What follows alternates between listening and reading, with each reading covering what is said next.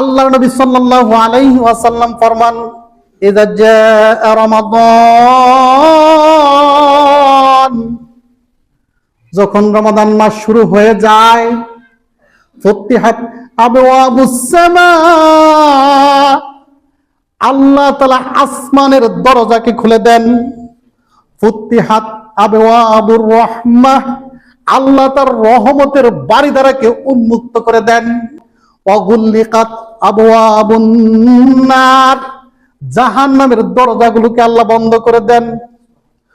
অসুফিদাতিশ শায়াতিন, অন্য এক হাদিসে এসেছে ওয়াসুলসিলাতিশ শায়াতিন, মানুষের যে শত্রু শয়তান, এই শয়তানকে আল্লাহ শৃঙ্খলের মধ্যে আবদ্ধ করে দেন।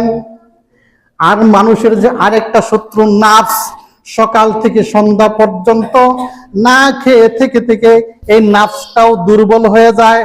আল্লাহ বলেন, এই এক মাস শয়তানকেও আমি শৃঙ্খলাবদ্ধ করে দিলাম, নাফস দুর্বল হয়ে গেল। আর রহমতের বাড়ি দ্বারা বৃষ্টি আমি ছেড়ে দিলাম, জান্নাত খুলে দিলাম, জাহান্নাম বন্ধ করে দিলাম। এই অবস্থার মধ্যে বান্দা একটু শুধু কষ্ট করে, একটু শুধু মুজাহাদা করে তাকে অর্জন করতে পারে, সেই সুযোগ করে দিলাম।